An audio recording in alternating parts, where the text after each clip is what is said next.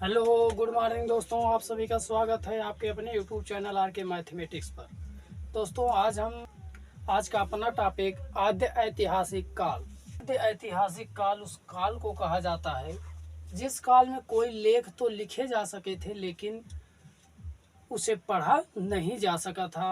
आद्य ऐतिहासिक काल में यानी कि आद्य ऐतिहासिक काल के समय में सिंधु घाटी सभ्यता एवं वैदिक सभ्यता के लोग थे जो लेख को लिख दिया करते थे लेकिन उसे पढ़ नहीं पाते थे। तो वही सिंधु सभ्यता एवं वैदिक सभ्यता है जो आद्य ऐतिहासिक काल में था। अब इसके बाद हम तीसरा देखेंगे ऐतिहासिक काल। तीसरा है ऐतिहासिक काल।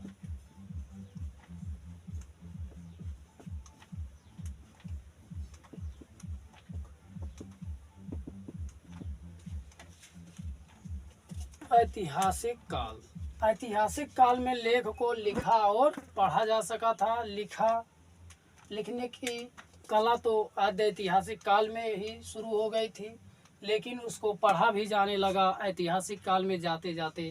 जो ऐतिहासिक काल है प्रारंभ से यानी 6ठी शताब्दी से अब तक महाजनपदों का उदय हुआ। जो महाजनपदों का उदय हुआ वो ऐतिहासिक काल में हुआ। अब महाजनपदों के तो ऐतिहासिक काल को 3 भागों में बांटा गया जिसमें पहला है प्राचीन काल यानी प्राचीन इतिहास।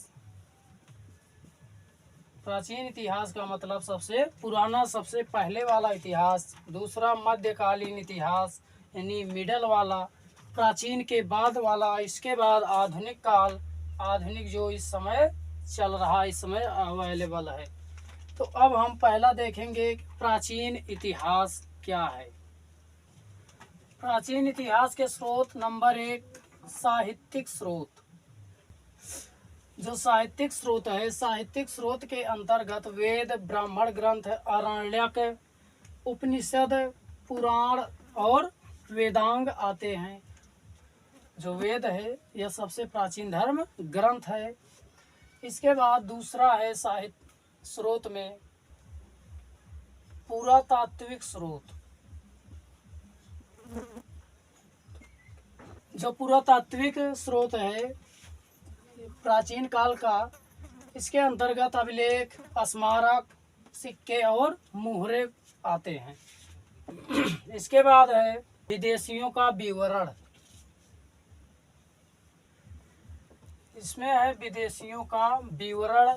विदेशियों का विवरण हुआ जैसे जो तीसरा है स्रोत वो है विदेशियों का विवरण। विदेशियों का विवरण जैसे जो लेखक आए थे विदेश से अपने भारत में, से अरबी लेखक हुए, चीनी लेखक, यूनानी लेखक या अन्य लेखक यानी अदर स्थानों से अदर विदेशों से जो आए वो अन्य लेखक।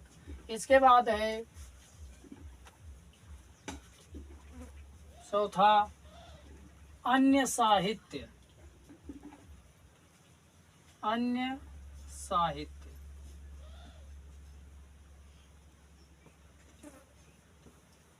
इसमें अन्य साहित्य के विषय में बताया गया है। तो ये रहा प्राचीन इतिहास का स्रोत। इतने स्रोत थे साहित्यिक स्रोत जिसके अंतर्गत वेद, ब्राह्मण ग्रंथ, आरण्यक, उपनिषद, पुराण और वेदांग को रखा गया। और जो वेद है यह सबसे प्राचीन धर्म ग्रंथ है। फिर पुरातात्विक स्रोत जैसे अभिलेख, स्मारक, सिक्के और मुहरे हैं। इसके बाद विदेशियों का विवरण, अरबी लेखक, चीनी लेखक, यूनानी लेखक, अन्य लेखक जैसे फारसी हुए और लेखक हुए। और इसके बाद अन्य साहित्य। ये रहा प्राचीन इतिहास का स्रोत। इसके बाद नंबर 1 वेद। वेद 4 है जैसे नंबर 1 ऋग्वेद, यजुर्वेद, सामवेद, अथर्ववेद। तो वेद 4 होते हैं, ऋग्वेद, यजुर्वेद, सामवेद और अथर्ववेद। जो वेद है वेद के संकलन करता महर्षि कृष्ण वेद व्यास द्वैपायन है। वेद को 4 भागों में बांटा गया है, ऋग्वेद, यजुर्वेद, सामवेद और अथर्ववेद।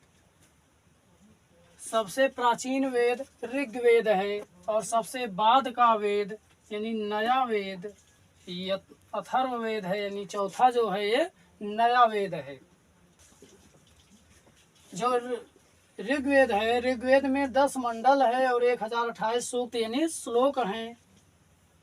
जो यजुर्वेद है ये गद्य पद्य वाला वेद है, यानी कि इसमें गद्य और पद्य को लिखना शुरू किया गया था, पढ़ना शुरू किया गया था।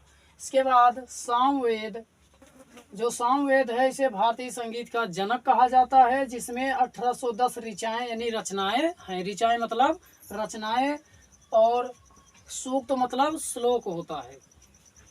इसके बाद अथर्ववेद, अथर्ववेद में जादू टोना इन सभी प्रक्रियाओं का शुभारंभ कर दिया गया। अब ऋग्वेद जो है यानी वेद का कुछ उपवेद होता है। नंबर 1 आयुर्वेद। ऋग्वेद का जो उपवेद है वो है आयुर्वेद। 10,462 ऋचाएं यानी रचनाएं हैं। जो आयुर्वेद है ये चिकित्सा शास्त्र से संबंधित है। जो दूसरा उपवेद है ये है धनुर्वेद, यानी यजुर्वेद का उपवेद धनुर्वेद है। धनुर्वेद यानी धनुष अर्थात युद्ध कला से संबंधित, यानी जो धनुर्वेद है युद्ध कला से संबंधित है। और यजुर्वेद जो है वो आयुर्वेद चिकित्सा शास्त्र से संबंधित है। इसके बाद ये संगीत से संबंधित है। इसके बाद चौथा है जो शिल्प वेद है, ये भवन निर्माण से संबंधित है। जो आयुर्वेद का अध्ययन करते थे उसे होत्री कहते थे। जो धनुष यानी धनुर्वेद का युद्ध कला से संबंधित होता था उसे अध्वर्यु कहा जाता था। इसके बाद गंधर्व वेद, गंधर्व वेद का अध्ययन करने वाले को उदात्री कहा जाता था। इसके बाद शिल्प वेद का अध्ययन करने वाले को ब्रह्मा कहा जाता था। ये रहा वेद का पूरा विवरण। यदि यह वीडियो अच्छे लगे तो आप अपने दोस्तों तक शेयर जरूर करते रहिए। वीडियो को स्किप करके ना देखा करें, नहीं तो पूरा आनंद नहीं मिलेगा। जो तीसरा वेद है, इस तीसरे वेद में गायत्री मंत्र का उल्लेख किया गया है। गायत्री मंत्र जो है देवता सूर्य देवता सावित्री को समर्पित है। जो 10वां मंडल है इसमें समाज चतुष्वर्ण का उल्लेख किया गया है। चतुष्वर्ण का मतलब है ब्राह्मण, क्षत्रिय, वैश्य और शूद्र, यानी 4 समाज का इसमें उल्लेख किया गया। ब्रह्मा जी के जो जैसे पैदा हुए, जैसे ब्राह्मण जो है वो मुख से, क्षत्रिय ब्रह्मा जी के भुजाओं से और वैश्य जांघों से, शूद्र पैरों से उत्पन्न हुए। उसी के आधार पर इनका नामकरण कर दिया गया। शब्द वसुधैव कुटुंबकम, इसका मतलब है वसुधैव कुटुंबकम का क्या अर्थ है? धरती ही परिवार है, पृथ्वी ही परिवार है। यह शब्द जो है, जो इस शब्द का उपदेश है यह वेद से मिलता है। अब इसके बाद दूसरा हम देखेंगे कि ब्राह्मण ग्रंथ क्या है। वेदों की गद्य रचना को ब्राह्मण ग्रंथ कहते हैं। जो वेदों की ब्राह्मण ग्रंथ है या वेदों की गद्य रचना यानी ब्राह्मण ग्रंथ कहलाती है। इसकी जो रचना है ब्राह्मण ग्रंथ कहलाती है। इसमें चारों वेदों का अलग अलग से रचनाएं की गई हैं। नंबर 1 कोशतीय एवं ऐतरेय ऋग्वेद की वेद है, रचना है। दूसरा यजुर्वेद, जो दूसरा यजुर्वेद का ग्रंथ है वो है तैत्तिरीय एवं शतपथ। फिर जो तीसरा सामवेद है, सामवेद का पंचविंश एवं जैमितीय रचना है, ग्रंथ है। और इसके बाद अगला है चौथा तो अथर्ववेद का जो ग्रंथ है वो गोपथ है। ये रहा ब्राह्मण ग्रंथ की ग्रंथ। जो ब्राह्मण ग्रंथ है, इन ब्राह्मण ग्रंथ का ये सभी क्या है? ग्रंथ है, जिसका अध्ययन हम बारी बारी से कर लिए। अब तीसरा देखेंगे अरण्यक के बारे में। अरण्यक अरण्य शब्द से बना है, जिसका अर्थ है वन या जंगल होता है। इसके बाद अरण्यक में जो अरण्यक से संबंधित हैं वह सभी जंगल के शांत वातावरण में लिखे गए, यानी जंगल में बैठकर ध्यान पूर्वक लिखे गए हैं। ये जो अरण्यक है यह ज्ञान मार्ग और कर्म मार्ग, ज्ञान मार्ग मतलब शिक्षा के क्षेत्र में और कर्म मार्ग मतलब अपने कर्म के अनुसार उनके बीच में यह सेतु का कार्य करता है, यानी उनके रास्ते दिखाने का काम करता है। अब इसके बाद अरण्यक के बाद है चौथा है उपनिषद। उप का मतलब पास और निषद का मतलब गुरु के समीप बैठकर, अर्थात उपनिषद का अर्थ उपनिषद का जो अर्थ है, उपनिषद का अर्थ होता है गुरु के समीप बैठकर ज्ञान प्राप्त करना। उपनिषद की संख्या यानी वेदांत की संख्या 108 है, अर्थात उपनिषद को ही वेदांत कहा जाता है। उपनिषद जो सबसे प्राचीन उपनिषद है वो छांदोग्य उपनिषद है। मुंडकोपनिषद से सत्यमेव जयते को लिया गया है। जो उपनिषद में मुंडकोपनिषद है जो मुंडकोपनिषद है यह मुंडकोपनिषद से सत्यमेव जयते को लिया गया है, यानी कि जो सत्यमेव जयते है यह मुंडकोपनिषद से ही लिया गया है।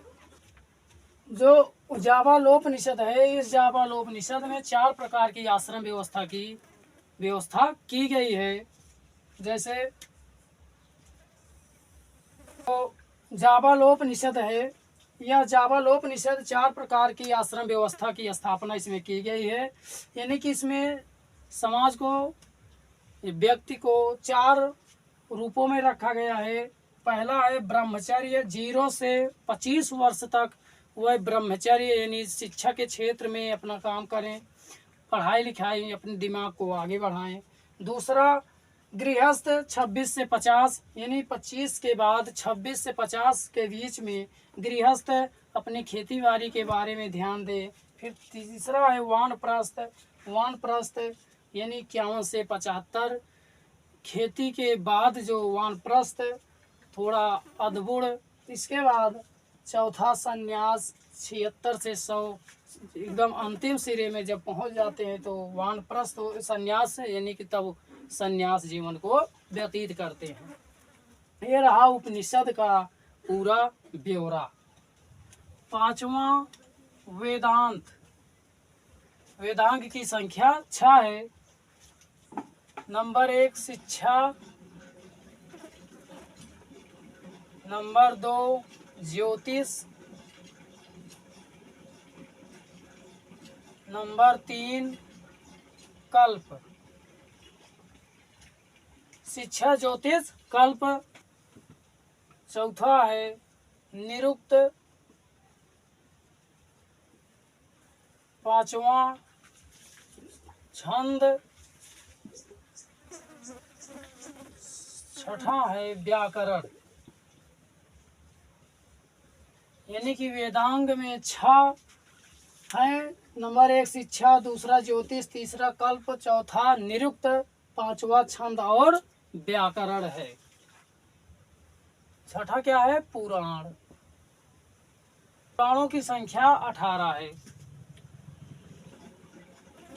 तो भारतीय कथाओं का जिसमें सबसे अच्छा विवरण मिलता है उसी को पुराण कहा जाता है। जब पुराण की बात आएगी तो उसमें यानी कि भारतीय कथाओं का सबसे अच्छा विवरण दिया गया है।